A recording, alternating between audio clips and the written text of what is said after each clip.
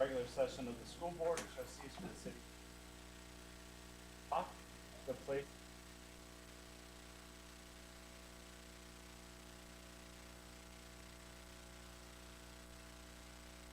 Public. This.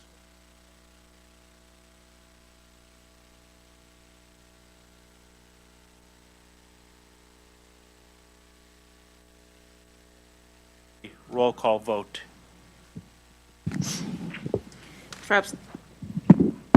Trustee Gibson King. Present. Trustee Gomez. Present. Trustee Smith. Present. Trustee Rodriguez. Present. Chairman Artiega. Present. Can we please stand for the Pledge of Allegiance? I pledge allegiance to the flag of the United States of America and to the republic for which it stands, one nation, under God, indivisible, with liberty and justice for all.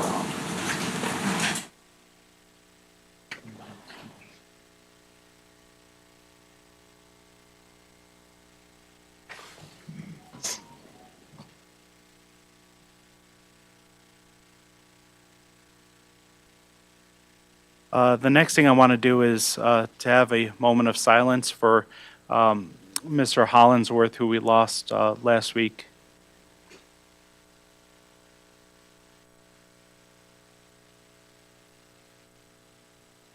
Thank you. The mission statement of the school city of East Chicago is committed to developing a community of lifelong learners who are empowered to access, process, evaluate, and ethically apply information in an ever-changing global society. Next on the agenda, we have our administrator's report. So we have Dr. Mitchell. As always, I'd like to begin by just saying thank you for allowing me to sit in the seat and serving as your interim superintendent. Your words of encouragement and support has been so helpful as we continue to move the district forward.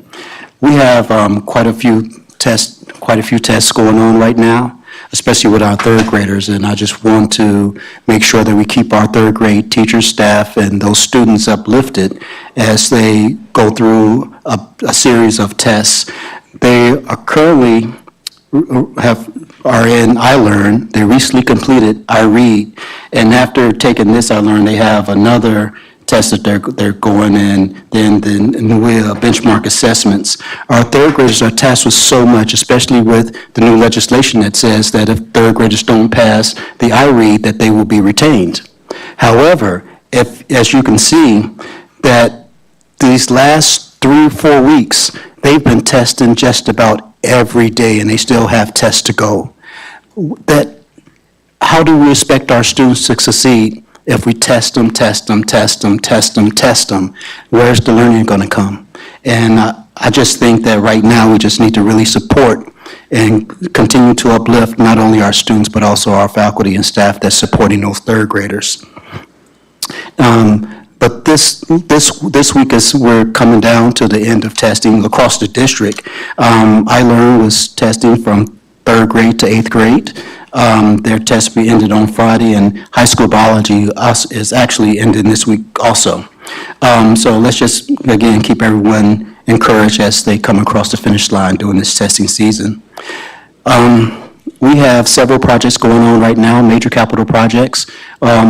We've been talking about the ESSER dollars that's been expended with our HVAC system. So we have Harrison, McKinley, and Washington, and those are going well. The mock-up rooms are done, and now they're going into the rooms doing some initial prep work.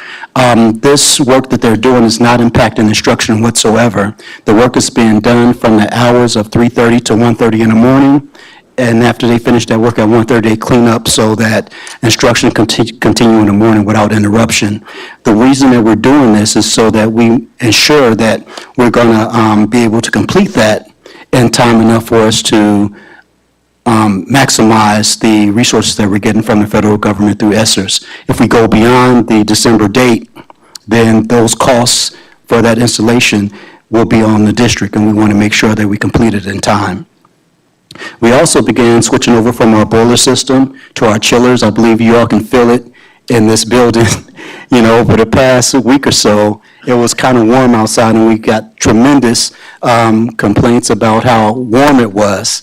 And we turned them over the past couple of days, and now we going to drop back down to the 30s this evening, but we'll be back at 80 by the weekend. So let's keep smiling and keep pushing through, and just remember that we are in the Midwest, we are in Chicago, so any day can be a sweater day, and that same day can also be a short day. So let's just make sure that we make sure that we dress for the weather, which means layers.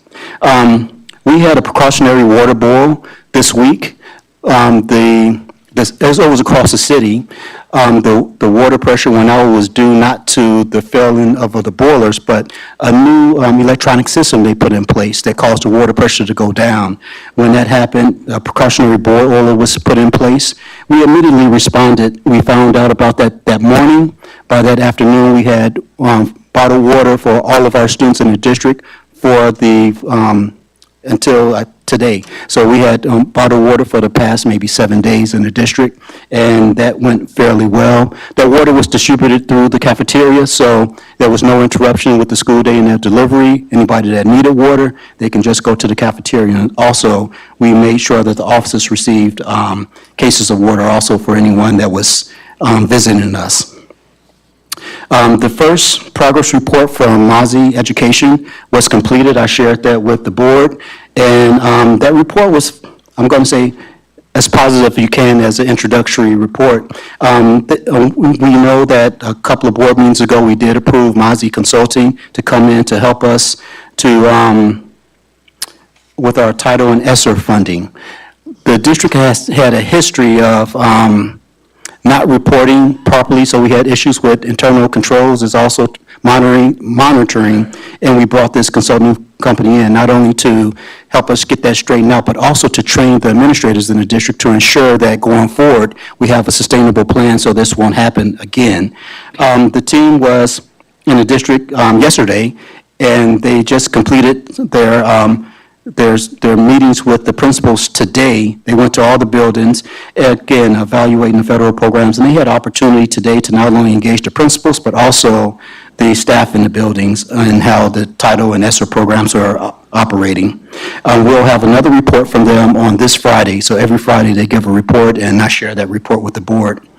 We also had a presentation from Khan Academy this week to look at the remediation and enrichment programs with K-12. They have a new tool called Conmigo. We're really looking at exploring that. We know that for those of you who have used Khan Academy, it's a free tool that's used from K-12, and also they have some supports for our teachers in terms of praxis. That support will be going away, but we did meet with them, and we're going to look to see how we can supplement and complement some of the things that we have going on in the district for remediation and credit recovery, how we can do that with that by saving the district money. Right now, we have millions of dollars of programs operating in the district, and we have millions of dollars that go wasted because we don't use them all. This Khan Academy seems to be a really good value, and I know that a couple of all of our trustees have been really concerned about being a good steward of our financial resources, but also making sure that our students have similar opportunities in terms of tutoring, remediation as other students. And Khan Academy has proven time and time again they're research-based, and this is a tool that we're going to continue to explore. And by the way, they're now in 42 school districts in the state of Indiana. We're continuing to work with Empower Schools as we develop plans to innovate and transform our schools to better serve and prepare our students for opportunities locally and globally. Empower Schools is they have a consulting contract from the Indiana Department of Education to help schools as they look that are TSI and CSI schools. Those are schools that have some challenges. We fit both categories with some of our schools TSI, others CSI. We have 2 schools that are both in both categories, and we're looking to create a transformative and innovation zones within the district so that we can capitalize not only on the strengths and talents of our teachers, but also really capture the students where they are and then wrap around opportunities for them to be successful. Looking at our elementary schools turn into themes. We know that we have a school that's really heavy in terms of special needs, And so we looked at how do we really support those students with special needs, and the arts seem to be one way that we can do that by theming at school arts and then putting wraparound services around that. And same go with some of our other schools. We have a school that's have a heavy population of EL learners. And again, we're looking at doing some things with DLI in those schools to wrap around and then also put in STEM and various things like that. Over the past few months, we formed several partnerships with many of our colleges and universities in the area, and we're going to continue to do that to, again, strengthen our schools and make sure that we're preparing our students for tomorrow, but also making sure that we have the best staff, trained staff, in our schools delivering instruction to our students. We have coming up on a really great fall and winter sports. We had teams that went to sectionals, regionals, semi-state. Now we're coming into the spring sports, and we're looking at supporting some of our summer programs. So we've been engaging with Pop Warner and Biddy Basketball, bringing those back into the district. They've been going for a few years, and we know that sports and arts, they really engage students, and then once we have them engaged, then it's a little easier to go ahead and move them on the academic track. So we're making sure that we're creating opportunities that will help us really help our students be well-rounded. We're looking at taking a holistic approach by making sure we have the academics, the arts, the athletics, and having solid programs that feed one another, that also support one another. And it's looking pretty well. And I just want to thank all my faculty, staff, and our directors who've done yeoman jobs in their positions. This has been a really trying year, but we're making it. And we're doing really great things, and so I encourage the community to continue to encourage everyone in the district, because if we're better, our community is better. And the only way to do that is for us to do it together. So I want to just, again, thank you for allowing me to sit in this seat as your interim superintendent, and I hope to be here as we go further. So thanks, and that ends my report.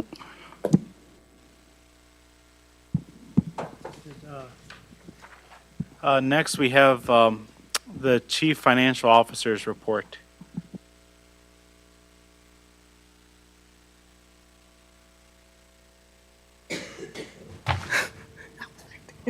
Looking for you. I got the mic on my own this time. So, how you doing tonight? So, we've been working in our office, as Dr. Mitchell said, with our federal programs, new consultant. And we are digging deep into our federal programs to maximize the use of all of our funds. I'm also working on a State Board of Accounts audit, and I am presently, last week just presented some policies that need to be changed in our district to correspond with State Board of Accounts says that is the new regulations. We also have one big meeting coming up, and the Finance Committee will let you know what date that we are going to do a finance meeting.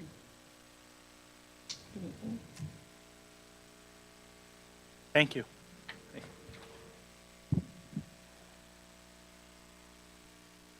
Moving on, next on the agenda, we have a report from the Policy Committee. Take it, Jesse.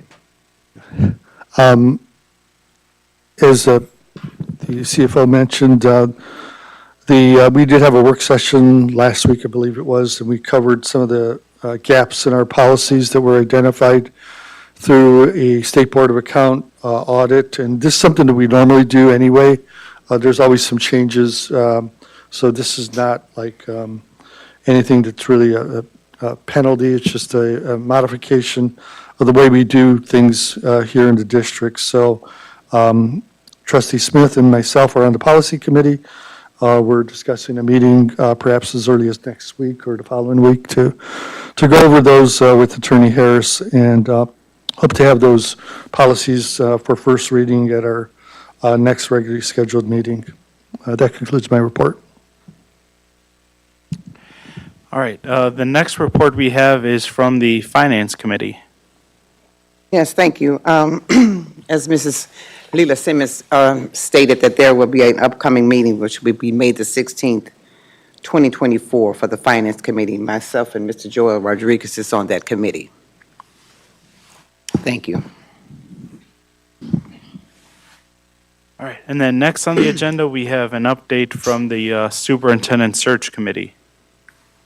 I'll defer to Dr. Hill and Dr. Noland. If you could go up to the podium, introduce yourselves, give a little bit of background to yourselves too, if you don't mind. I think this might be a first time for a lot in the audience, and then you could share your findings with us.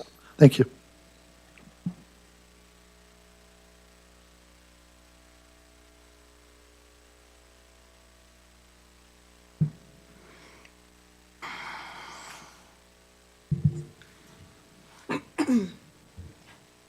Good evening, everyone.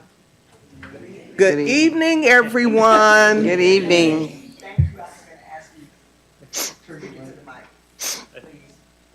I'm Dr. Deborah Hill, and I'm the Managing Director of BWP and Associates.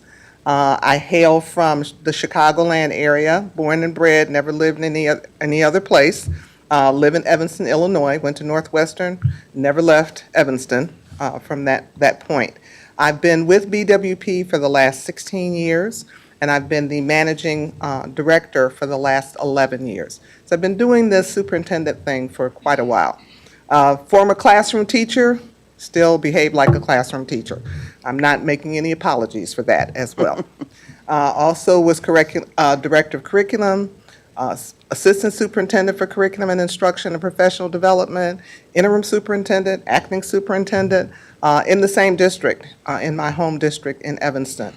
I left Evanston after 24 years to become superintendent of a small suburban district just north of Evanston. And there I served as superintendent for 7 years. Just a couple of other highlights. One of my primary professional achievements is for the 2012 and 2013 school year. I was the president of ASCD, which is the Association of Supervision and Curriculum Development, and it is the largest professional organization outside of the teachers union in the United States. At the time, we had about 144,000 members in 119 countries, and as a member of their board, I had an opportunity to do a lot of international travel. So I visited about 17 countries, looking at their school systems and their school districts, and trying to figure out how we in the United States could do better by our kids. So I do bring a global perspective to the work in terms of looking for good leaders. It's all about our kids, and they deserve the best that we can give them. And sometimes we're a little bit arrogant in thinking that we're all that in a bag of chips, and we're not. And so we need to find good leaders because the climate comes from the top. And therefore, then it spreads to your administrators, your teachers, your parents, your support staff, and as a unit, as a community, that's how we're going to make more progress so that our children are globally competitive. Dr. Nolan? Oh, nice. And I want to echo what Dr. Hill had said about why we do this work. It is my belief, I'm a lifelong educator, it's the only thing I've ever done, and it is my belief that all children are deserving of good leadership, and that's why we do this work. It's all about trying to find a leader that matches the needs of each district we work for that can do then the work that Deb said as far as providing that stability and that leadership for the community as well as the children. But to introduce myself, I'm Dr. Ann Noland. I'm a partner in BWP and Associates, a retired superintendent from the Chicago suburbs. I've been working with BWP and Associates for about the same length of time that Dr. Hill has, and we work together. Not always, but we enjoy working together, and I feel like we're a good team to represent you here. I've just had a very linear career. I started out as a classroom teacher, moved into a guidance counselor role, a principal role, an assistant superintendent role, a deputy superintendent role, and then ended my career as a superintendent, and then started the work with BWP and Associates. Like Deb, I've been involved in a number of organizations, locally, statewide, and nationally. I think that gives us a perspective that we can bring to a search, that we really can reach out to basically the whole country when we're searching for candidates for the position. So we're glad to be here. One of our consultants, Omar Castile, could not be here. He worked with us, and those of you who came to some focus groups may have met him there. He sends his apologies tonight for not being able to be here. He's actually still a seated superintendent. We'd like to include seated superintendents on our teams because they bring that perspective of they've got their hands on in the job right now. So they bring that perspective. But sometimes that causes a conflict. So tonight, unfortunately, he did have a conflict and couldn't join us. But he's had his thoughts in everything that we'll present tonight. He's been a part of. So let's talk a little bit about tonight's presentation. One of the things that BWP presented to the school board prior to our hiring was what process we use. And one of the key aspects of the process is communication and transparency, because you ultimately want to have a superintendent that comes in and can get the job done without having to deal with some of the other things that occur within a school community. So one of the things that we believe occurs when the community has been engaged and involved is the support of your new superintendent, whoever that might be. So one of the things that we do is what we call community engagement. And we ask the board to develop a list of community leaders. We include all of the constituent groups. We conduct focus groups. We conduct individual interviews. We have put online a survey, which is open to all members of the community, and we listen. We listen to what the community has to say about what the strengths of the district are, what are some challenges and some issues that might occur, what are the skill sets and characteristics specifically that you're looking for in a new leader in order for them to be successful, and then some other things that you want the school board to consider when they're looking at candidates. The key piece here is it is the school board's job to hire a superintendent.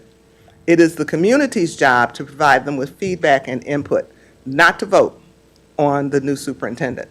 And so we came to your community and asked for your participation. You will have an opportunity to hear a little bit about this 71-page report. So if you think you're going to need some bedtime reading, it will be available. We've asked the board to make it available on their website after we've had this meeting and they've had an opportunity to digest and give us any comments so that you can read for yourself what we heard from you, the community. I don't want anybody to take it personally, but we tell you the good, the bad, and the ugly. And so we believe that it's difficult to address issues if you haven't identified what they are. And so what happens is, once we have done this community engagement, we have both qualitative information based on those things that I talked about, the focus groups and the interviews, and quantitative information based on the study. We're going to give you some statistics, but let me tell you right off the bat, you guys did a phenomenal job. Be proud of yourselves, all of you. There was a lot of behind the scenes, oh, this is not going to work, nobody's going to do this. Didn't happen. You had, and again, we're going to talk to you about what the statistics are, and then let you have an opportunity to actually see the report for yourself. So we have a PowerPoint presentation, which is going to be a summary. As we get to each section, if board members have a question about it, then we can stop right then and respond to those questions.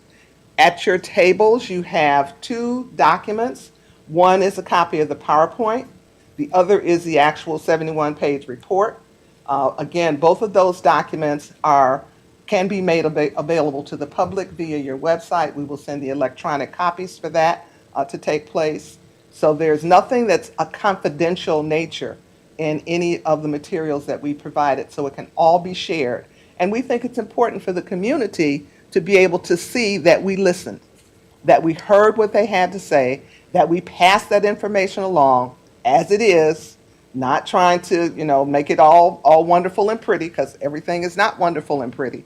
But in order for it to get there, you have to know what you're working with.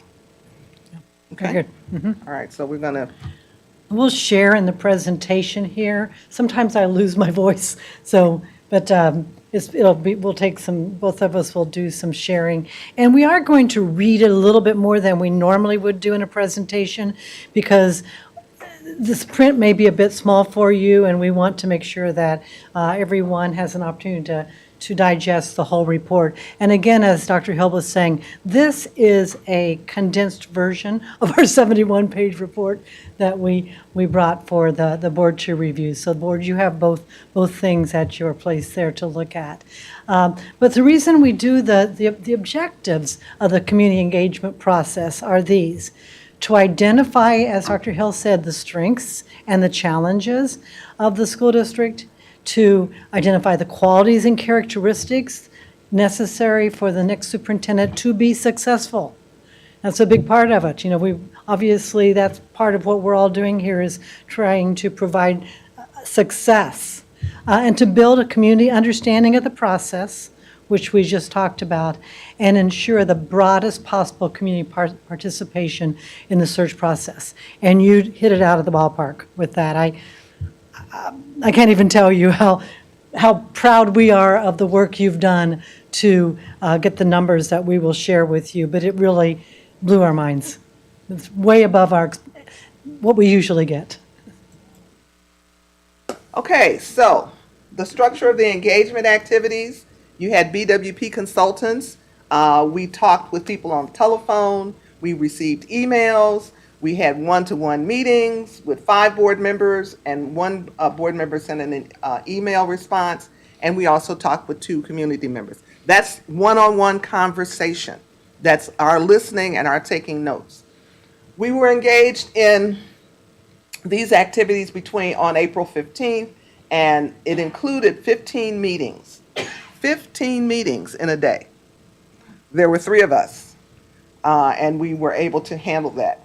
They were in person. We had several that were virtual in order to ensure that people who could not get to the meeting but wanted to be involved in the qualitative component had an opportunity to do so. We talked with employees and students and parents and community leaders and community members. Let me say right now, kudos to your students. They are about business. And we had quite a few students participate. They didn't talk just about the lunchroom and the bus situation and how they didn't like this. They are on it. They're on point. They know what they're supposed to do, and they know some of the concerns and some of the issues of the district, and they did not hesitate to share that with us. And so we'll be sharing it with you, again, so that they can see that someone listened to them, someone heard them, and so that you can begin to address some of those issues and concerns that they have. But they were on point. Let me add to that, too. I did talk to we had a 4th consultant who did the online meetings, and the feedback he gave us on the students is that they were very polite and very, very organized in the process. So I think you can be proud of their behavior and the content of what we heard from them, which somebody's doing something right. So we had approximately 100 people that participated in that aspect of it.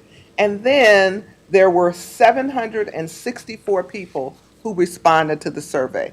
730-something were in English, and then 35 were in Spanish. So by allowing that additional activity in terms of having the survey in Spanish, again, you served the community well with regards to those responses. And I hear that people were out there hustling to get people to take the survey. And so it showed, it did. Typically, we will maybe have 400 to 500 For a district your participants size, yeah. For a district this size. If you get 400 to 500 participants in the survey, you're doing pretty well. If you get 75 participants in the focus groups and the qualitative component, you're doing pretty well. So you surpassed that. In spite of some of the concerns that we heard from the community that we don't think this is going to work. Well, you proved them wrong. The other important piece of this is When we talk to candidates, they always ask us about the community. Now we say, we had 100 people come out and talk to us, and 764 that took the time to take the survey. So it paints a really positive picture.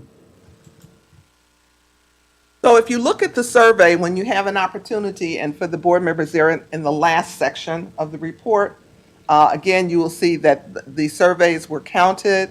It will tell you some demographics about the number of people who participated and what their categories were, who were students, who were teachers, who were employees, who were administrators. So you'll get that data broken out in terms of the survey.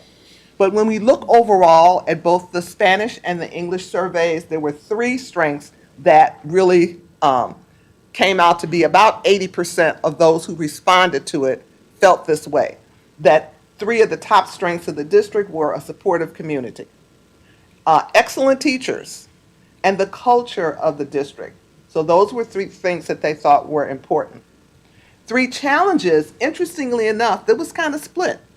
Because from the survey's perspective, funding, and as I listened to you talk about utilization of some of the federal funds and trying to stay on top of that and use as much of that money as you possibly can, that may be an area for having some more conversation about what that looks like.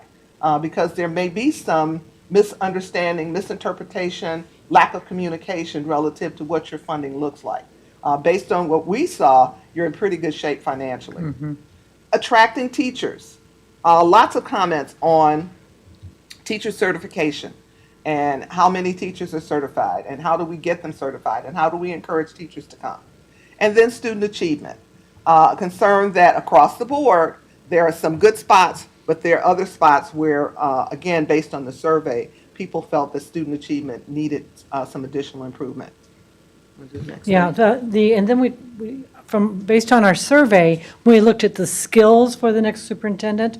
The number one was communication skills, leadership skills, and organizational skills.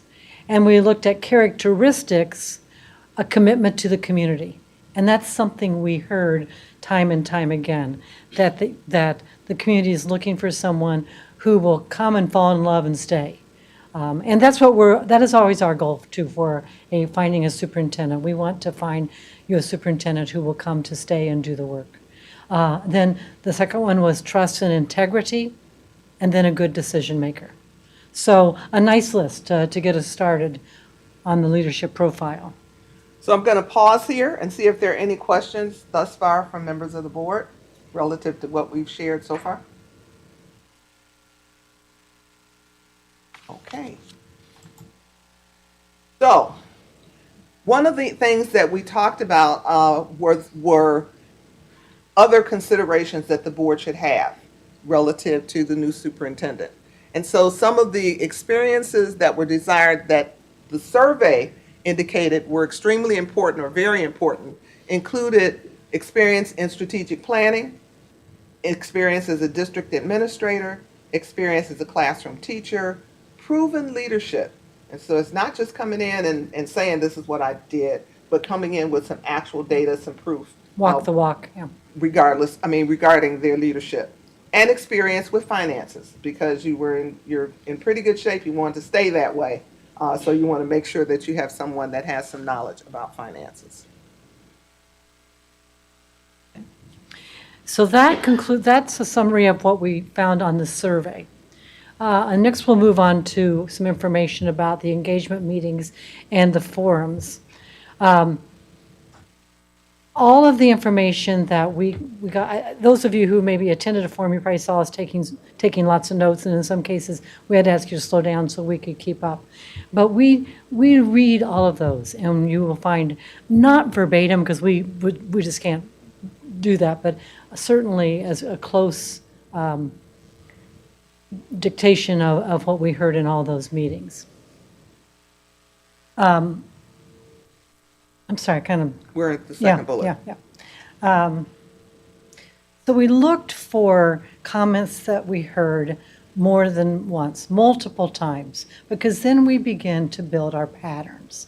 So we took all the notes, we've reviewed all the notes, then we began to tried to make some sense of the things that we had heard several times during all the various focus groups that we had conducted.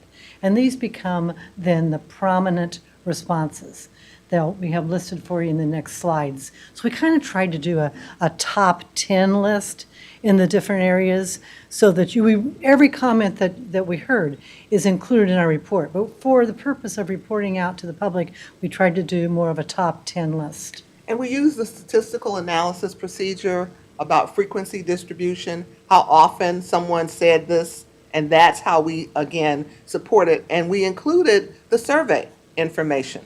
So when you take those two pieces together, that's how this top 10 list was generated. It was from what was the frequency at about an 80% level for these particular comments. So again, you know that the questions were the strengths, the challenges, the skill sets and characteristics. What's really interesting about this particular piece, because I know I have sometimes in focus groups, people say, well, why are you asking these questions? And one of the responses is because applicants will look at this. And they will look at this to determine whether this is someplace they want to come and work. So you don't want to just talk about the negatives. You want to talk about the encouraging things. You don't want them to be surprised when something comes up that falls under that category of challenges. And then you want them to know what you're looking for in terms of their skills and characteristics.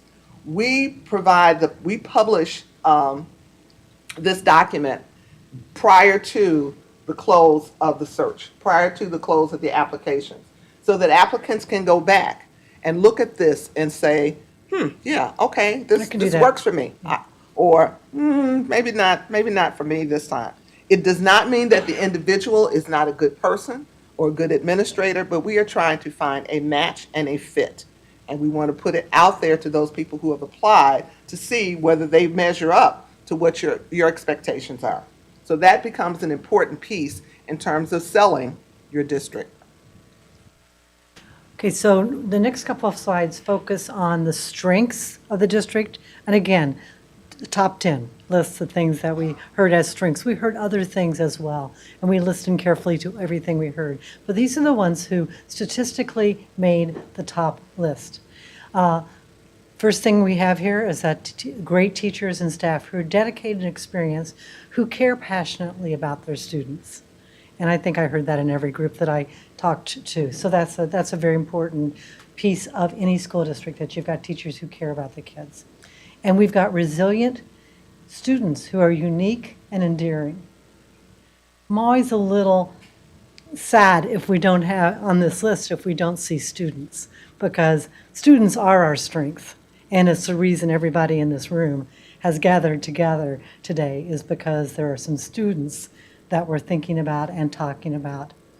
We are student-centered, and our student supports look to provide for and meet the needs of all the children across the board. This is a special place with strong community partnerships, support, and resource. We have diversity in East Chicago that's unique to us, and that is a part of a strong community culture.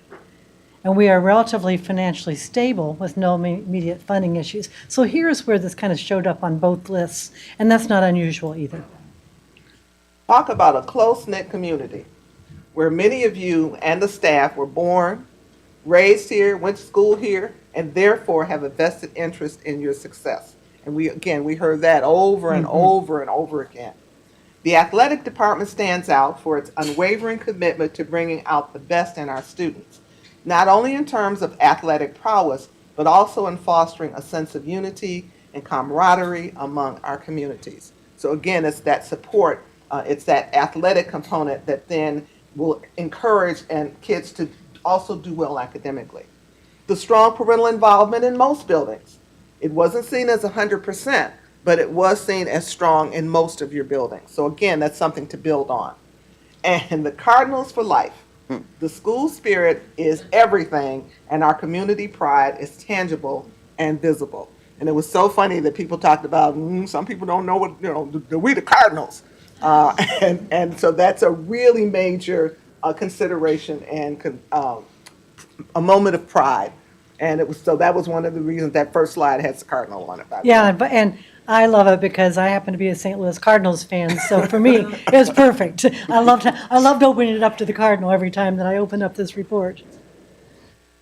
So the challenges in the district. So next we move on to things that we heard that were challenges for the district, and again, a top 10 type of a list. Academic achievement, test scores, failing schools, graduation rate, while improving is still a major issue. And at some point, it appears that we are just passing some students a lot along and not really educating them.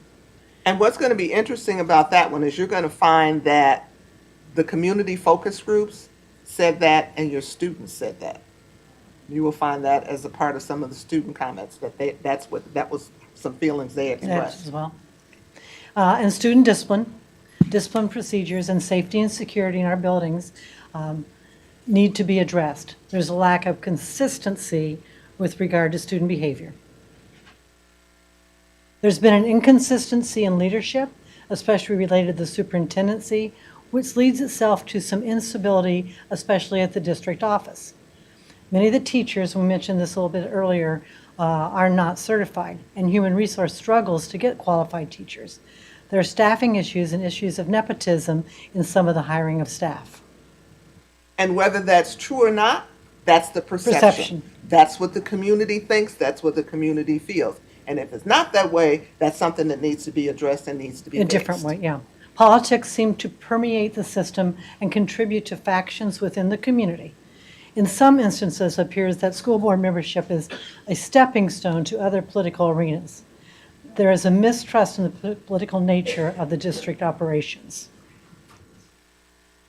School governance and the function of the board, who sometimes cannot come to agreement, enables the community to feel a lack of trust, especially as related to decisions regarding the schools. So we took that trust seriously, which is why we're here tonight, to say what we heard.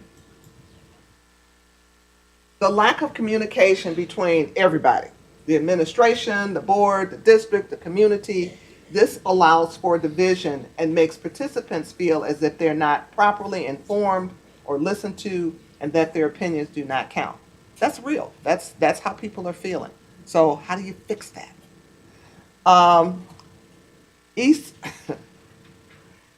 The district can be considered a racially divided community where issues related to poverty, challenges, inequity, and some of the problems with the urban communities are often in the forefront.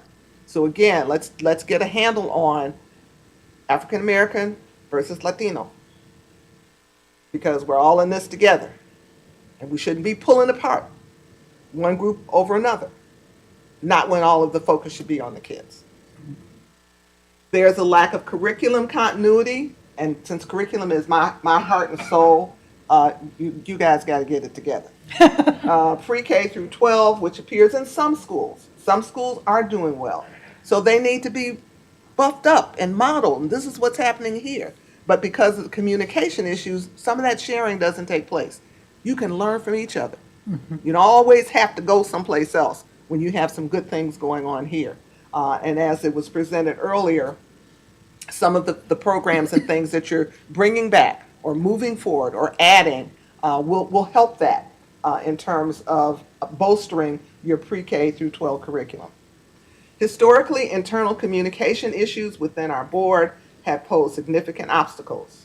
The board is going to try to do better. We already know that because they hired BWP to come in and do this objective superintendent search. So we know they're on the right path. And there's a concern that this selection process may not work. Well, that's the reason we're standing here, because again, we want you to know that we heard you, we're listening, we're sharing what we heard. It may hurt somebody's feelings, but we're sharing it anyway. It's always better to know. It's always better to know. Other things that the community said they'd like to have boards consider. Like to find someone, like we mentioned earlier, who is here, has demonstrated longevity, and is willing to make East Chicago a long-term commitment. Having a doctorate degree is not a deal breaker, but the individual should be properly certified and have educational credentials that match the position.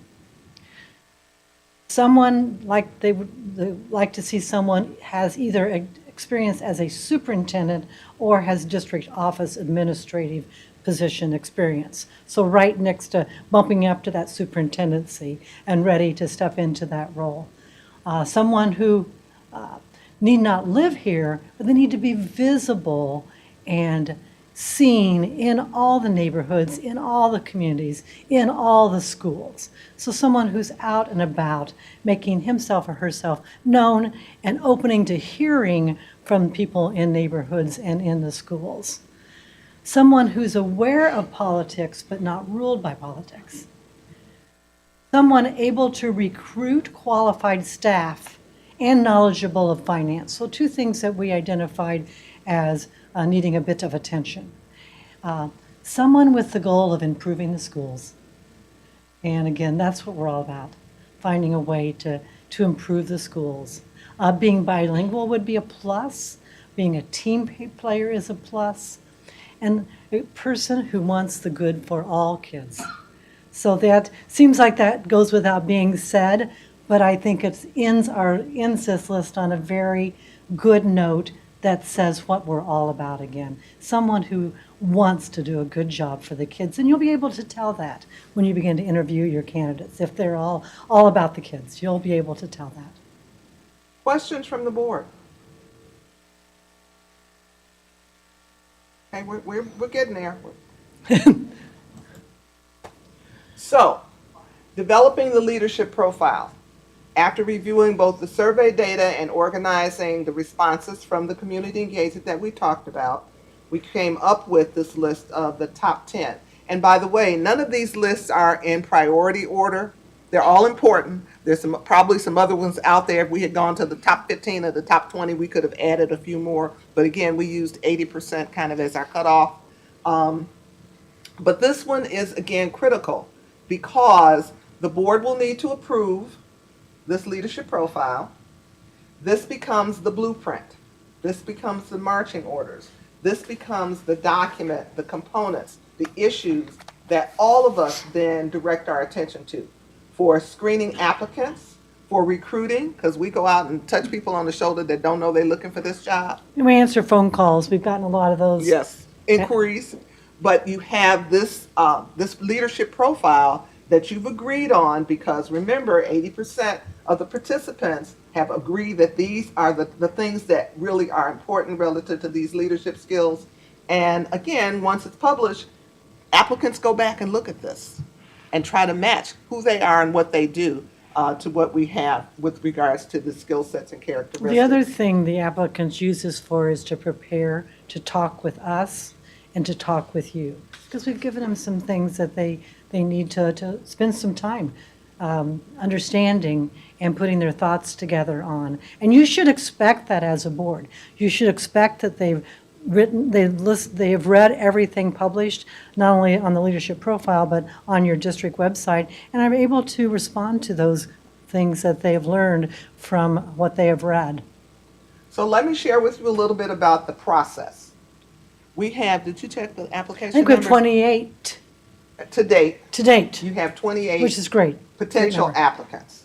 Again, once they get an opportunity to see some of this information, more may be added. Some may decide, maybe not for me this time. And I caution you a little bit because 28 is just a number. We'll have some in there that are not qualified for based on, one of our things that said they had to be fully qualified for the position. But nonetheless, that means there's been a great amount of interest and a lot of people who want their names submitted for consideration. So then the consultants, myself, Dr. Castillo, and Dr. Nolan, look at those applications just after the deadline. We take that leadership profile and we independently rank or rate those applicants based on this profile. I think these are the top 10 or 12 people that we need to explore more about. I do that independently. Then collectively we get together and we review those applications again. And as a team, then we come up with a list of 10 to 12 applicants that we want to find out more information about. because you only get so much information from paper. And at this point, this is what we're working with. They submitted an application, they have submitted reference letters, they have submitted their transcripts and any other credentialing papers. They've presented what they believe are top categories and activities that they've conducted that demonstrate how they meet this profile. All of that's in writing, but we need to talk to people.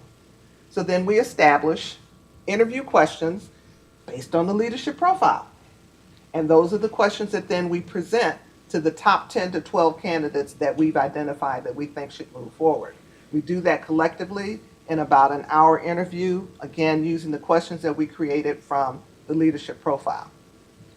We ask them some pretty specific things, and we are listening carefully to how what they said on paper matches what they're now telling us.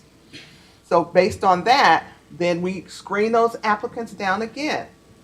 The top 4 to 7. We used to say the top 4 to 6, but in the last couple of times we've had so many outstanding candidates that we've even pushed it to 7. And then in the meantime, we have been doing our homework in terms of reference checks, Google searches, all of that information about the top 10 that we're interviewing.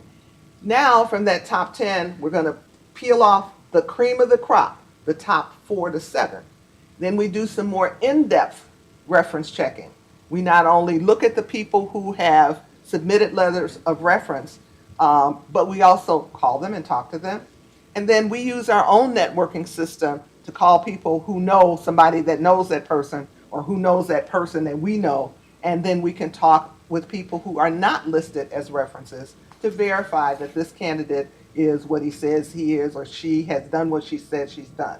So that by the time we present this to the Board of Education, we have done a relatively thorough job of these applicants and being able to bring forth and say, we think these are the top candidates in the field. The other thing we do, which is really important, is we're going to ask them when we talk to them, is there anything we need to know?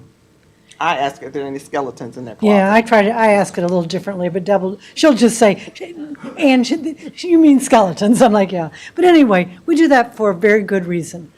When you research people and when you Google people, names come up. Sometimes there are things that are harder to explain, but sometimes it's just some misreporting or something that a candidate can tell us, and then we can do a little more research and begin to understand. And then we tell the board that. We tell the board everything we know about a candidate, because not everything on a Google is true. So we spend the time to try to find that out. So we present the board with these candidates, but we don't leave you out there by yourselves. We do some training. We do board training. We help you design your questions based on a leadership profile. We help you look at the typical protocols for conducting interviews, what you can ask, what you can't ask. We ask your attorney to kind of help us out there to make sure you understand you can't ask people about their marital status. You can't ask people about their sexual orientation. You can't ask people about their religion. There are a whole bunch of You can't. asks that you need to know, because if you do, then you're putting the district and yourself in jeopardy for legal action. And we know your attorney doesn't want us to do that. So let me give you a real concrete. I love telling this story. In a district, at a board meeting, one of the board members talked about how they weren't going to support this candidate because he had an accent and he was too old. Guess how much that cost him? So imagine. So tell me, what do you think happened? Well, not the audience. I want the board, because this is lawsuit. What do you think happened with the lawsuit? He won. And in addition to the district being sued, the board being sued, the individual that said it was also sued. So there are some cautionary things that we help you understand about this process. One of the other components is that of all the information that we present, we've already said it's transparent, you can share it with the community, except for the names of the applicants who have applied for the position. There's a reason for that. because you will have more applicants who apply if they feel that this is a confidential search. If you don't, people say, oh, I'm not sure, I want my name out there, so I just won't apply. But if it's a confidential search and you get to the point where the board determines they will then share the names of their 2 or 3 semifinalists, or they're only going to share the name of their finalists, that will give you more candidates for the pool. And that makes people feel more confident, because sometimes a person will apply and they haven't told their district that they are applying. So when that gets out, it can create havoc and problems. Another short story, in the district, newspaper reporter got a hold of one of our emails somehow, somebody passed that along, that listed some potential. There were like 7 people on that list. 3 of them had applied, 1 of them was thinking about it, the other 3 were, on the border, and published that list. I got calls from a crying board president because the name was out there. That person was spearheading their referendum, and now people were talking about withdrawing their support because this person Might leave. obviously doesn't like us anymore because they're looking for another job. And so we're very cautious about the listing of the candidates and the applicants, and we ask the board to complete a confidentiality agreement that says that you will not talk about these candidates to anybody other than your board members until you get to that final 2 or 3, or until you get to that 3rd one. So those are kind of critical pieces, and I think it's important for the community To know. to know why you don't get to know who the names are. Okay? So this part's transparent, but the next part will be a bit more much more confidential.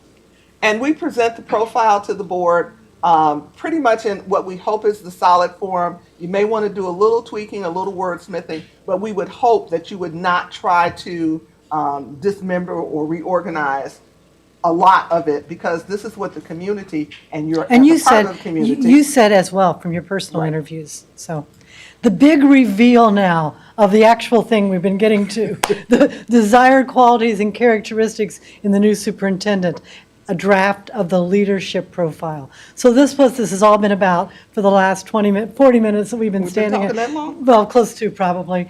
We always think it will take us 20 minutes and it takes us longer. But anyway, so these are the things that we want you to pay particular attention to. That could be your next superintendent. We're looking for a strong, patient leader who is collaborative and will be visible and involved in the schools and community. A visionary who's approachable, personable, and one who recognizes the importance of accountability for everyone. Someone who is a good listener and communicator and will be transparent in their actions. The individual will have a strong personality with demonstrated excellent administrative and instructional skills. A person who knows and understands Black and Latino communities and comes with experience in successfully working in an urban setting. Someone who is data-driven, who is a data-driven instructional leader with a proven record of success and school turnaround experience in urban communities. An individual who has a familiarity with or can understand and relate to the East Chicago community at large. A passionate leader who is child-centered and believes in placing children first. Someone who is skilled in board superintendent relationships and can support, work with, and lead our board in unity. A relationship builder who will continue to foster community and organizational partnerships for the good of our students and community.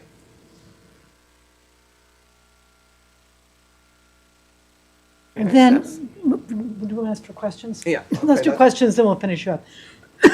So those were what this is all culminated to, the leadership profile. Any questions from the board on that part at this point?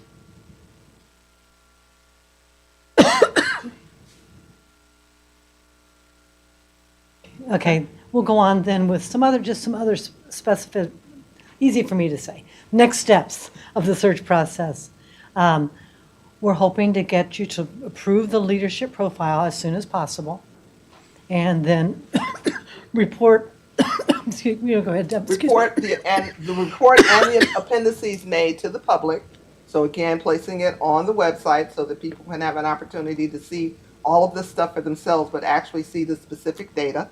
The recruitment and assessment comes to a close April 28th. So Sunday, our application process will close down. And then we will begin the work we talked to you about, where we are reviewing the applications, screening applicants, completing the reference checks, and preparing a slate to come back and talk with you about. And we have looked at doing that on May 15th, so as soon as we can firm that up, the better. If we would want the full board, we're pretty flexible on the times, but we'd like to have all of you present at the same time. And when we present the candidates, that is when we're in closed session with the board. And then we'll do our training at that same meeting, and then, excuse me, then the board will be able to start doing their interviews with the first round and second round, and then coming up with a finalist, negotiate that contract, and be able to present your final candidate then, after approval by the board, to the community. And we'll hope that you would do some type of a punch and cookie, meet the new superintendent kind of reception, and get all those 100 people who came to talk to us about the superintendent there to meet him or her as well. But it's a big deal, so we'd like for you to make a celebration. This is a lot of work. You know, we've been talking with you board members almost daily, or contacting you, or I think I text Mr. Gomez 2 to 3 times a day, and he texts me, so it's a lot of work. And you'll get a good superintendent, and let's have some celebration about it. So let me just add one little, just because. So what if when we're looking at these applicants that we don't find anybody that we think meets the mark? Because somebody wants to ask that question. I know somebody out there wants to ask that question. Again, as the consultants, we do it on an individual basis and on a collective basis. And if we find that we don't believe any of the candidates meet at an 80% level your leadership profile, we come back to the board and say, okay, we need to readjust. We need to look at some other things. We need to explore some other avenues. We need to continue to search for your new superintendent. And so that rarely happens, very rarely. It's happened to me once, maybe twice in the last 16 years. Me as well now. I've done over 100, and I think it's happened to me twice. Yeah, I think it's And it happened. all worked out in the end, but we did have to go back. So, but that responds to that question in terms of what if we don't find the candidate, both from our perspective as well as from your perspective. We're going to, if we find 4 to 7, we're going to present them. If we only find 4, we're going to present them. And if you look at them and say, not quite what we thought we were looking for, then again, it's back to the drawing board. You are stuck with us until you get a new superintendent. And you are stuck with us for the year after you get a new superintendent, because we make ourselves available for consultation without any additional cost, because we want this marriage to work and we want it to be successful. And so we are available to both the superintendent and the board to provide additional counseling relative to the transition into that position. And as you know from our paperwork, we guarantee our work. So we expect this to be a marriage that lasts for a long time. But if things happen in the first 2 years, we'll be back to do this work for you without additional charge. So we guarantee, and it's our guarantee, and we take that seriously too. I've only had to do that once. I think once for me as well. I've had to do it twice. Questions? Thoughts? Comments?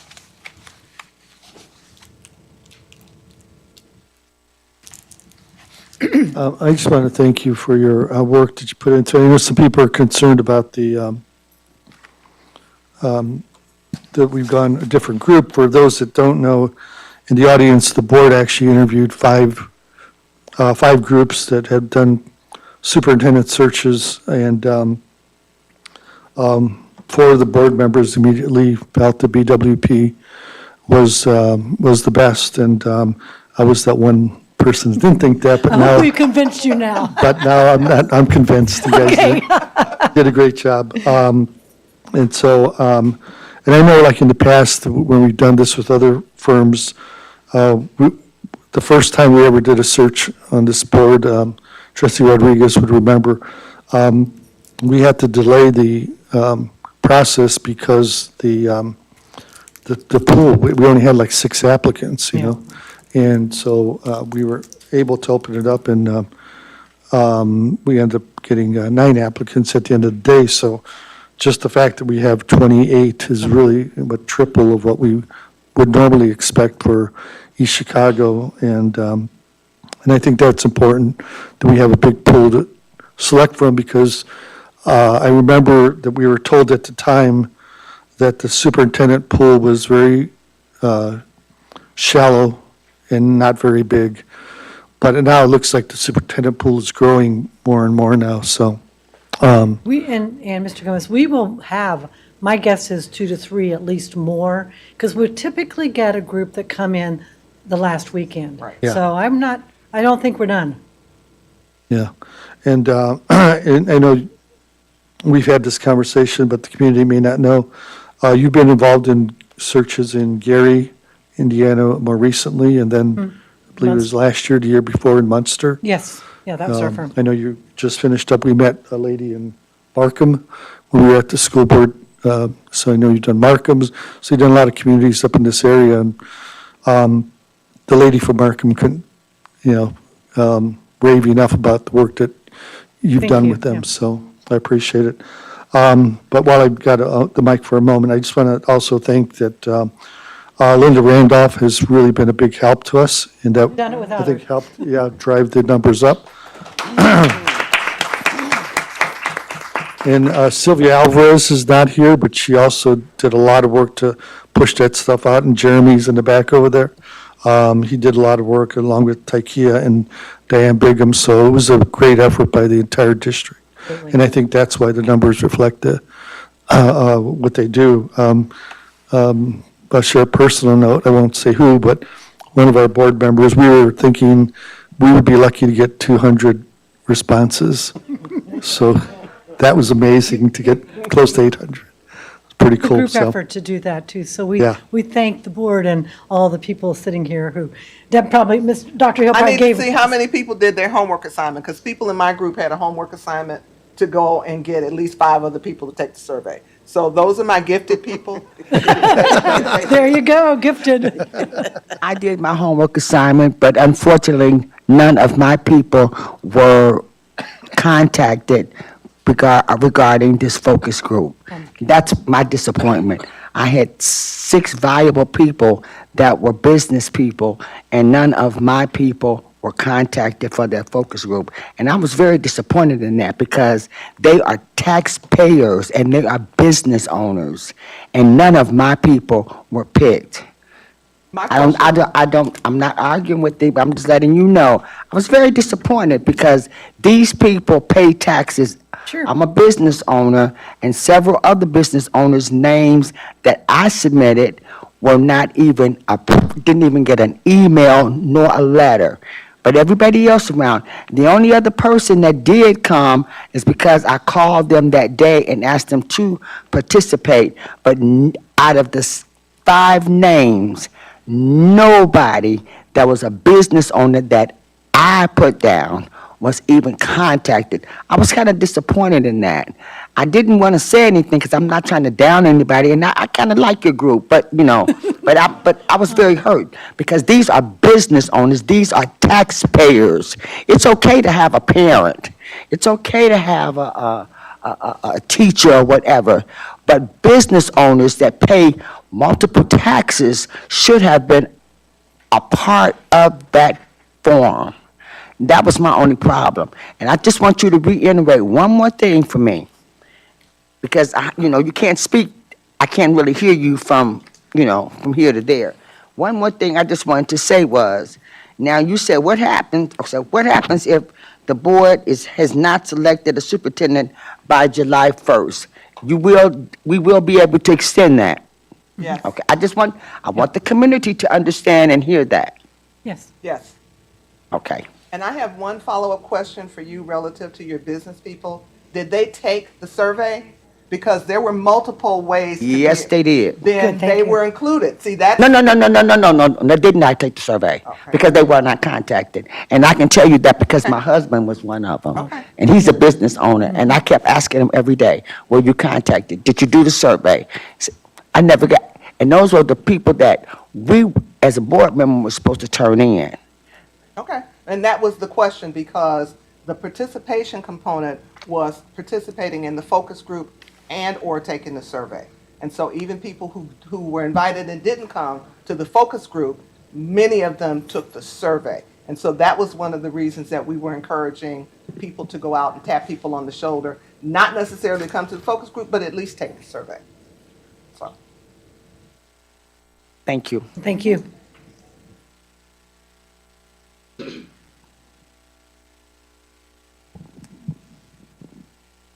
All right, I just want to thank you again for your time this evening and for driving over to visit us and delivering this for us. It was a lot. Definitely have my homework to kind of look over. I appreciate that. So I just want to say thank you for you coming out and showing us this. Especially, I really like that we were able to do this in an open meeting too, so that the transparency is out there.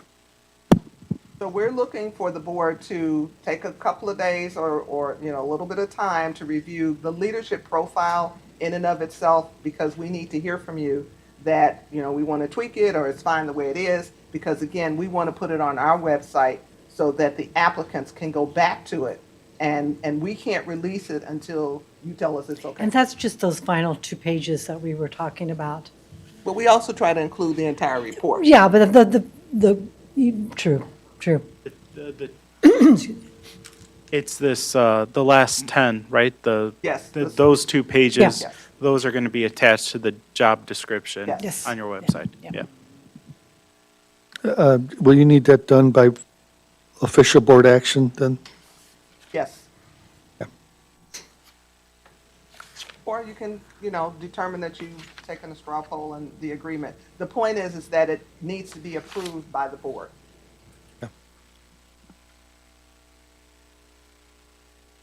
All right, well, thank you so much. Thank you. Thank you for Thank having you. us. Thank you. And we'll continue to work on the search and getting good candidates. Thank you.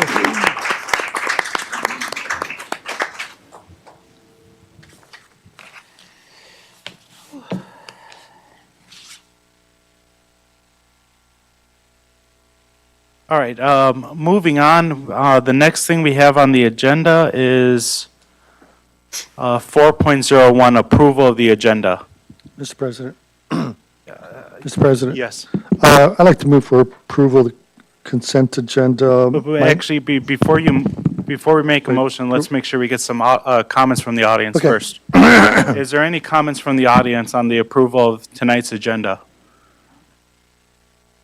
All right, seeing that there's no comments, Trustee Gomez? I apologize. Thank you. The motion is to approve the agenda minus 6.04. I'll second that motion. Okay, so we have a motion to approve the agenda minus 6.04. It was made by Trustee Gomez, second by Trustee Rodriguez. Is there any discussion?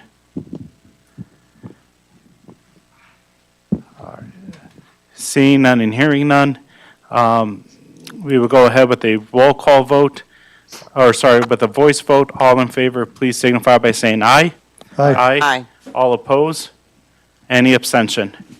Motion passes. Mr. President, Yes. as a point of order, Dr. Hill and Dr. Nolan, we appreciate you coming. If you need to go, we understand that you have a long drive back. Thank you so much. There you go. Yes.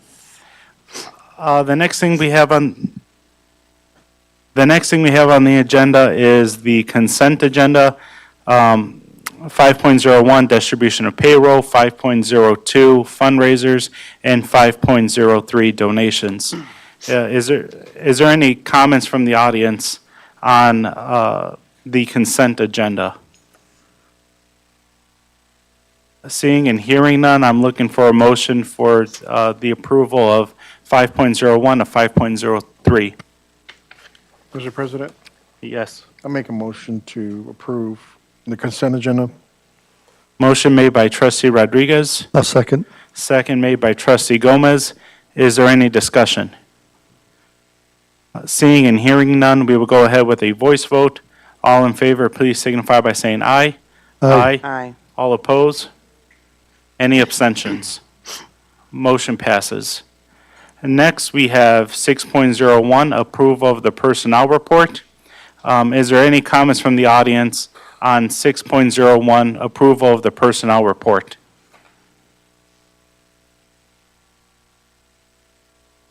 Seeing and hearing none, I'm looking for a motion for the approval of the personnel report.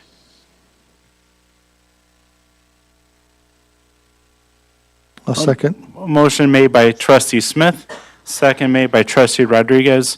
Is there any discussion on 6.01? Mr. President, point of order, that's Trustee Gomez who made the second motion. Oh, sorry, it's been a long day, sorry. Thank you. Motion made by Trustee Smith, second by Trustee Gomez. Correct. Okay. Is there any discussion? I do have a question, Mr. President. Yes. Page 1, Doc 1, so this position, so I'm clear, is this is not a, it looks like this is going to be a part-time position and full-time position, correct?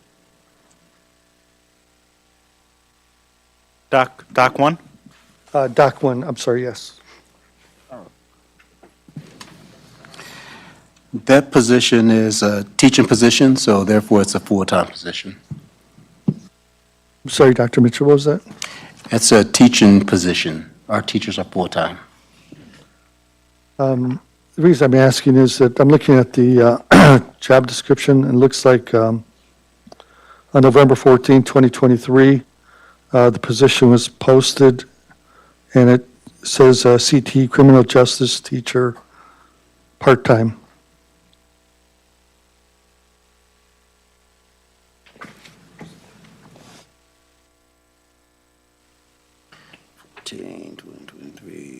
Part-time, 2 years, 2 license.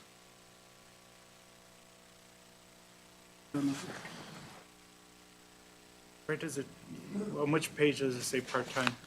Right there, I'm sorry. Oh, right there on the top. Okay. All right, then, my mistake, then it is a part-time position. So when this was done, I don't believe they had a full roster or was anticipating a full roster, but now I believe they are anticipating to have a full roster of teachers, a full roster for students for classes. The secondary education team has done a really great job in recruiting students to the CTE programs. We've doubled down on that, really letting the students know all the programs that exist and the benefits of going to those programs and actually encouraging them to continue their graduation pathways. So I believe that was taken care of. So this is going to be indeed a full-time position. Okay, thank you.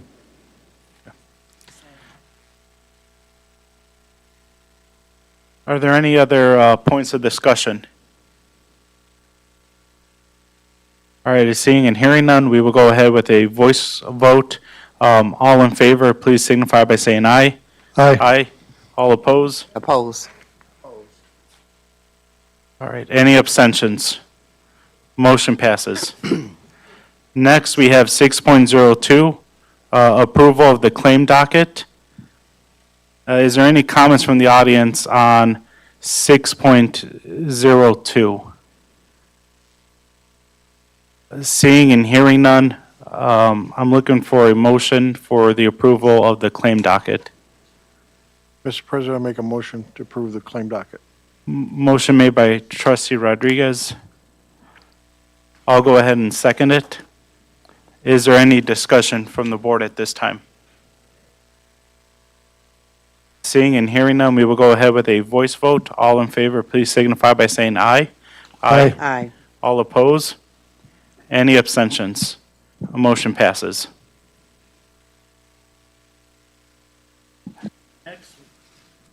Next, we have approval of regular meeting minutes from December 18th, 2023, executive meeting December 21st, 2023, executive meeting January 5th, 2024, regular meeting January 8th, 2024, executive session January 12th, 2024, and regular meeting January 22nd, 2024. Is there any comments from the audience on the approval of those minutes? Seeing and hearing none, I'm looking for a motion for the approval of 6.03.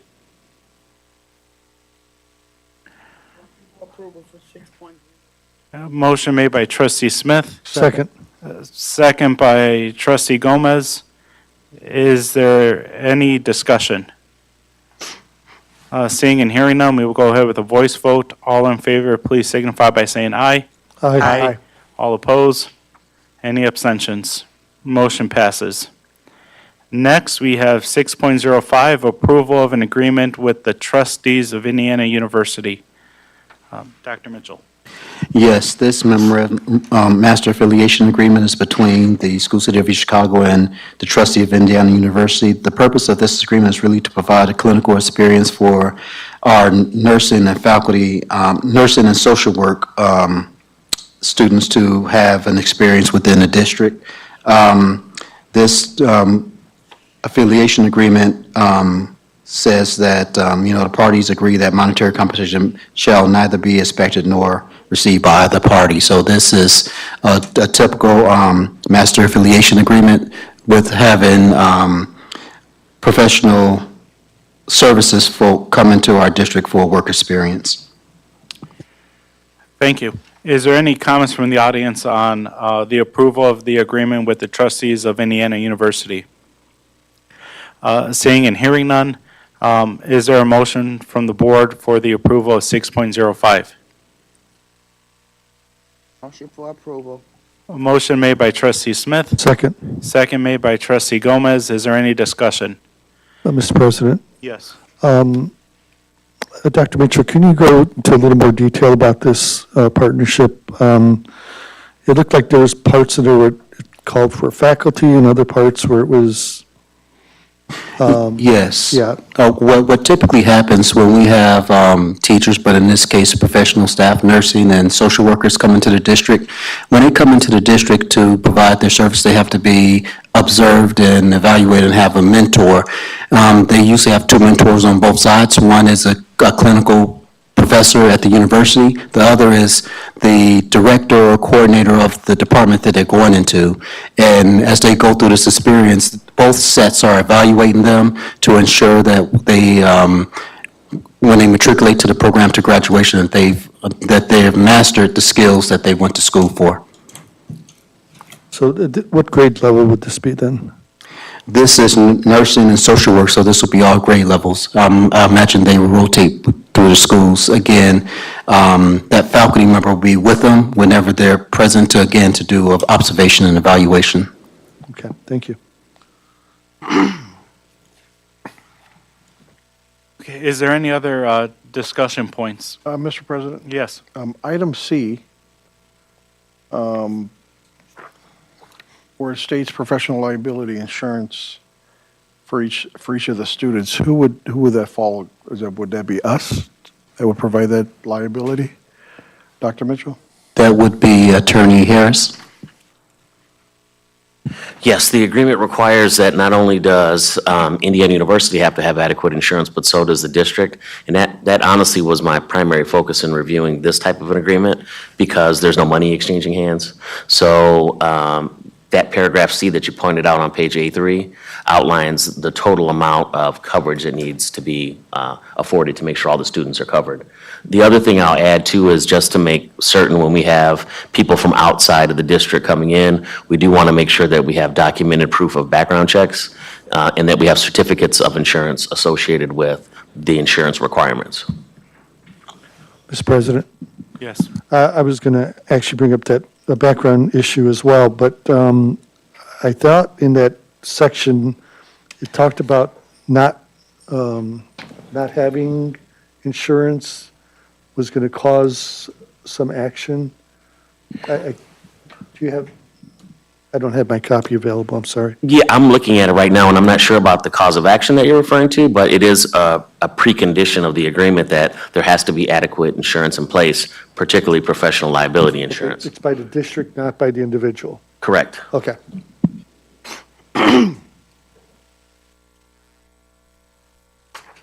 All right, is there any other discussion points at this time? All right, we will go ahead with a voice vote. All in favor, please signify by saying aye. Aye. All opposed? Any abstentions? Motion passes. Next, we have 6.06, the approval of MOU with Business Platform Initiatives. Yes, Business Platform Initiative. This is a program that's been put in place by Ms. Tammy Pohl to administer 911 component of Health Services Pathway for the SCEC CTE programs. Ms. Tammy Pohl?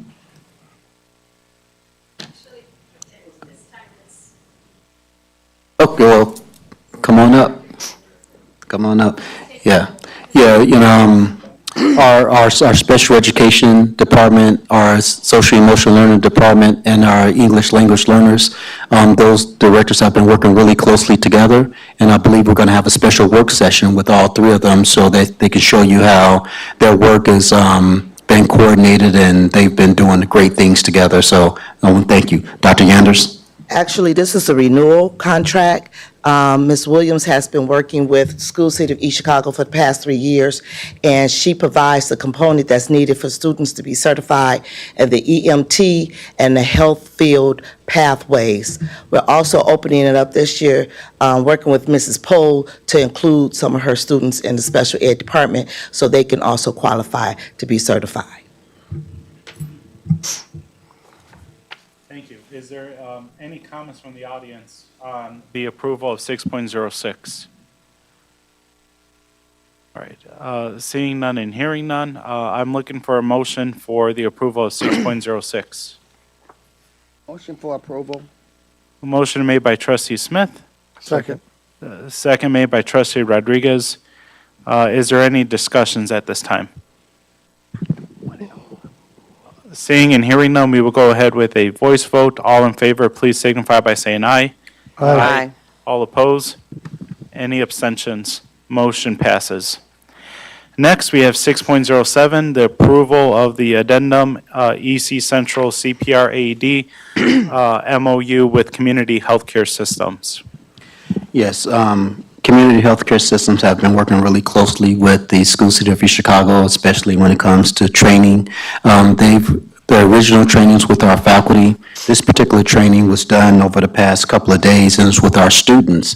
Our students have become very immersed in the medical assistant field, and so this was open to the general body of students to really introduce them to the medical field through practice using our AED and CPR and the hands-on resuscitation.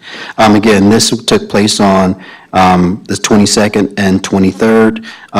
There was a number of students that participated. Actually, I believe the report that Nurse Bobo gave us that there was double the amount of students that showed up for the training than was actually anticipated. So this is to approve the amendment, the addendum that added the additional services. The first training was in April. I think there was a training before that that was at the end of last year. So this is just the addendum that allowed them to learn a little bit more about life-saving techniques.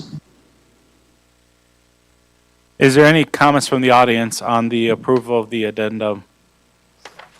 All right, seeing and hearing none, is there a motion from the board for the approval of 6.07? Move for approval. Motion made by trustee Gomez. I'll go ahead and second it. Is there any discussion? Mr. President, Yes. I know recently we just approved CPR for our staff, correct? Yeah. Different organization, though. Any reason why we have two different organizations? And the other one's private, this one's? No, the one that that was approved before, I believe that was for our security, and that security was for our professionals. This training was for students, and this was I don't believe that there was no cost for this particular training. This was what community health, health system helps us with as we prepare our children for the medical field. Yeah, and I appreciate you saying that. I was just wondering if down the road we could consider was it be possible to get free services from this group for our professional staff? We do have our district security officer, Rick Chavarria. I believe he can answer why that particular provider was chosen to provide the service. I believe they did other training, but.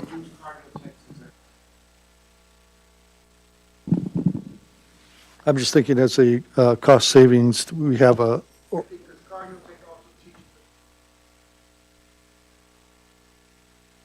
Okay. Okay. Thank you. Thanks. Exactly. Thank you. And can I just say one more Sure. thing? And I know going forward, they just passed in the legislation that they will also have to update the safety plan to include another type of training for life-saving strategies. So I believe that we're probably going to continue to have two different providers, one for the schools and one for our security, because they have a higher level of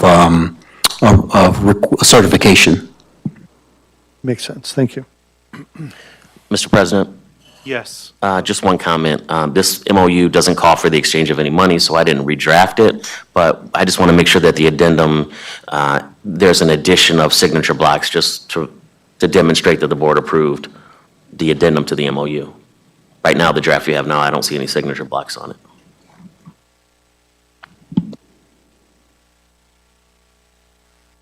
So we can just add that as a separate piece of paper? No, it's not really a condition. It's more for the administration so that they know when it does happen. They can either manipulate the actual PDF to include it, or if you want to have a separate signature sheet, that's fine too. Okay. Whatever it takes, I just want to make sure that you memorialize the agreement with signatures of the parties. All right, sounds good. Mr. President, Yes. and I'm glad that Attorney Harris did mentioned about making sure that any MOU or any contract serves the best interest of our district. So usually we have the attorney review, and just to make sure the corresponding signature lines and so forth are added to or any contracts or any MOUs that he do. So my question I guess, since he saw it today, so I'm okay with it because he stated that he was okay with it. So I just want to make sure that in the future, hopefully our MOUs will go in front of the attorney so he can review it before coming to the board. Yeah. All right, is there any other discussion at this point? All right, we can go ahead with a voice vote. All in favor, please signify by saying aye. Aye. All oppose? Any abstentions? Motion passes. Next on the agenda, we have 6.08, the approval of contract for professional services for Mr. Paul McGrath. I believe this one was just for HVAC work. Are there any comments from the audience on the approval of this contract? Seeing and hearing none, is there a motion from the board for the approval of 6.08? Mr. President, I make a motion to approve. Motion made by Trustee Rodriguez. I'll go ahead and second it. Is there any discussion points at this time? Mr. President, Yes. I noticed that this contract retros to February 4th of this year. So has he been working continuously up until this time? Yes, he's been called in on various occasions to ensure that our buildings are properly heated and cooled. Yes. And then I see his, not to exceed his 50,000. Is that the original because there's an A and B under compensation and payment, and the A calls for hourly, and then the B calls for a not to exceed amount. He hasn't exceeded. He typically works about 15 hours, comes in either very early in the morning before school starts, or he's here in the wee hours of the night, just to make sure that during the instructional hours that our buildings are properly heated and cooled. And there is no, He has not exceeded the 50,000 with the hourly rate that was presented. and then it says it's only, I guess this is where I'm further confused. Then it talks about remain in effect through April 19th. Yes, this took him to the last pay, which was this past Friday. What we're doing, I was given directive that we needed to do a little bit more work there and to determine whether or not we would extend this contract to December. You know, we have multiple projects going on. It comes up to a matter, do we really need his services going forward, or can we proceed without? Okay, thank you. Is there any other comments, discussion points? We will go ahead with a voice vote. All in favor, please signify by saying aye. Aye. All opposed? Any abstentions? Motion passes. Next, we have 5.09, the approval of adult basic education paraprofessional fast track course. Dr. Mitchell. Yes, we have a number of paraprofessionals in our district that supports our teachers, and this is a fast-track program that we've been doing for a number of years now. In the summertime, we do a accelerated program, and this program will go from June 3rd to June 28th. At the end of this program, we will have another cohort of paraprofessionals that will be ready to begin work in our school district in the fall.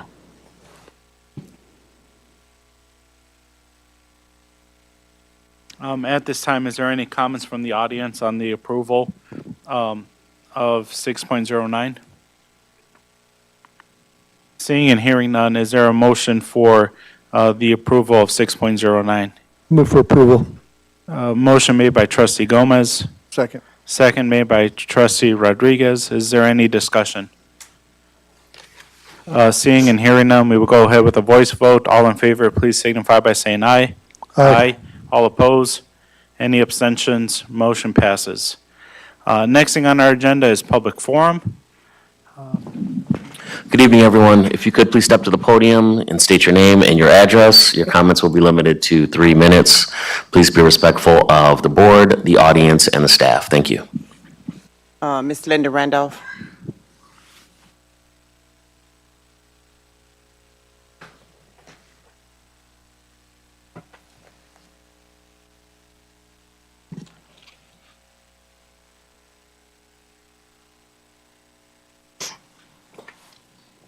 Linda Randolph, 4437 Alder Street.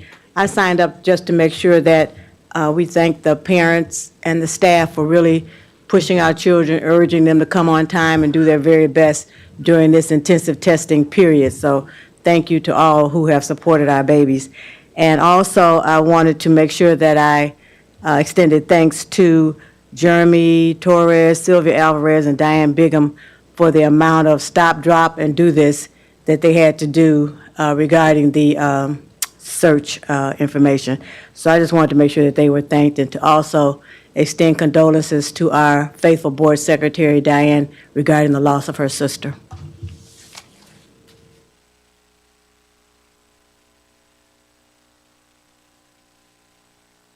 Next, we'll have Mr. Murphy.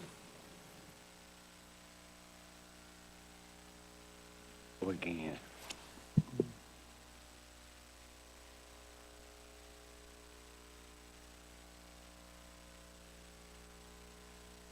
Good afternoon, D. Murphy, 13436 Hoosier Hill Drive. Just want to say thank you again to the board and all of my colleagues for the support that you've given the band program. We're working really hard, and the tentative date for our spring concert at Central is May 10th. So that's tentative. We're trying to get it right after we're done with our testing. Continuing, I just wanted to give you all an update on a couple of weeks ago I came in, and that student with that situation is still in the building. In fact, he returned 2 days after the incident and told one of the staff members that, and I quote, "He had it coming. He shouldn't have tried to put his hands on me."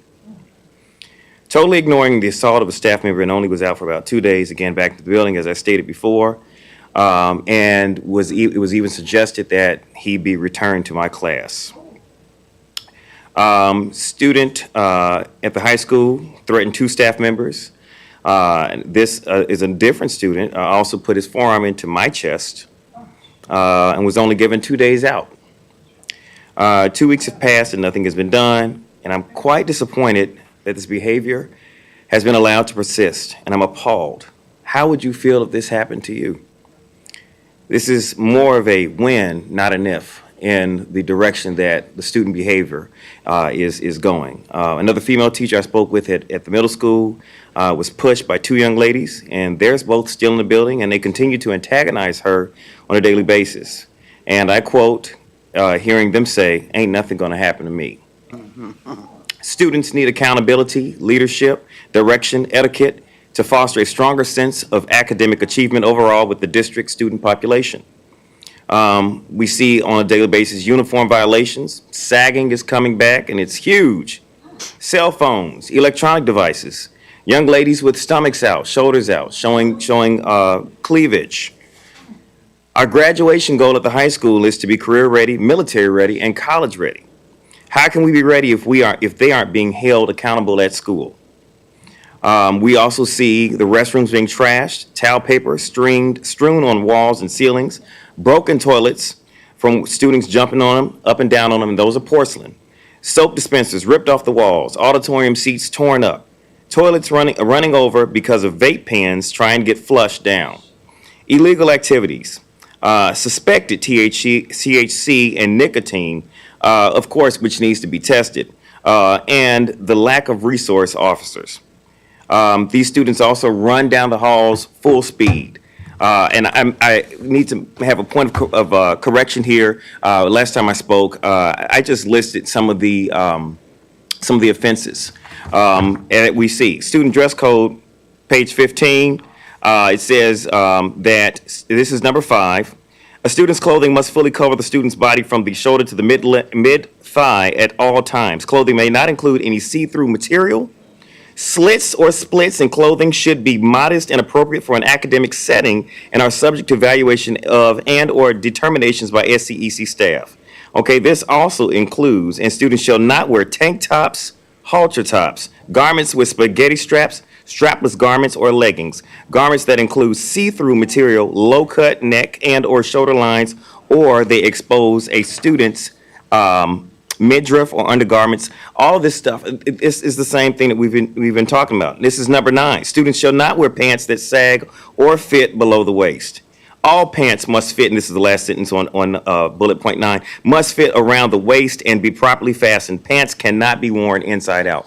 People, if we don't take the stand now, we are going to lose. We're already losing our district to these students and these unruly behaviors. And if we're going to prepare them for the real world, if someone bites someone, and I have the mark, if anyone would like to see it, that I have to look at and remind it every day of this student biting me and breaking skin. If that happens on the street, we already know what's going to happen. We are not in the position to continue to let this behavior get out of control any further. That's why we don't have anyone to drive our buses. That's why we don't have anyone to do any after-school activities, because of this behavior. Ladies and gentlemen, I implore you to come to our schools and see what we see on a daily basis. Maybe you will have a different outlook. Yes, it affects all of our students. If we want them to learn, we have to get this together, because that bad behavior is spreading like wildfire, and it's already reaching our good kids. I know it's April, but in order for us to do better, and we can do better, we need to stick together and we need to put our foot down. We run the schools, not the students. That's why we're the adults and they're the children. Thank you so much. Thank you, Mr. Murphy. Yeah, that's it. So I just want to know what is security doing in the schools? Well, we're going to get to the bottom of it. All right, next on the agenda is trustee remarks, and we'll begin with trustee Smith. Good evening. Mr. President, I just have one thing that was brought to my attention. It's nothing negative. I don't know if we even discussed this or not, but could you explain, the community want to know, how did we come up with this voting process?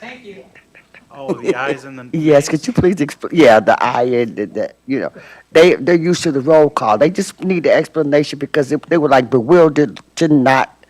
For two reasons. One, it speeds up the process in voting.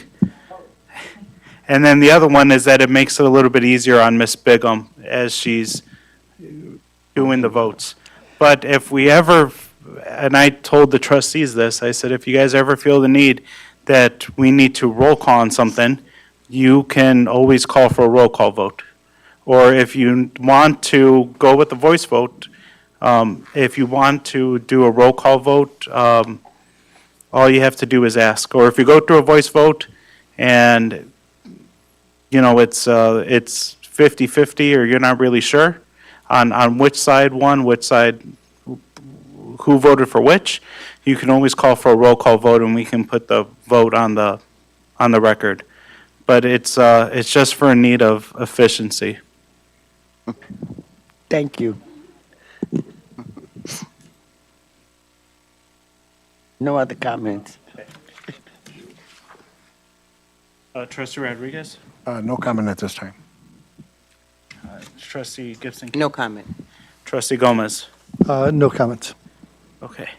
I do have one comment I would like to make. I would like to congratulate the Block Lego robotics team. So this is a robotics team out of Block, yes. And the reason I'm congratulating them is that they went and they did a competition down in Lafayette. I believe it was this past weekend or 2 weekends ago. And this group won Best Robot and Best Coding. So they won both and other awards. And they won other awards and other medals too. So I just want to say congratulations to them. And also, this was made part from a donation from Cleveland Cliffs. So I would also like to thank Cleveland Cliffs for their donation to the school city, specifically because it does make an impact on our kids and gives them another avenue to show their talents. And that concludes my remarks. The date and time of the next meeting is Tuesday, May 14th, 2024 at 6 p.m. Is there a motion for adjournment? Mr. President, I make a motion to adjourn. Motion made by Trustee Rodriguez. Second made by Trustee Smith. All in favor? Aye. Aye. Aye. All opposed? Any abstentions? Motion passes. Good night.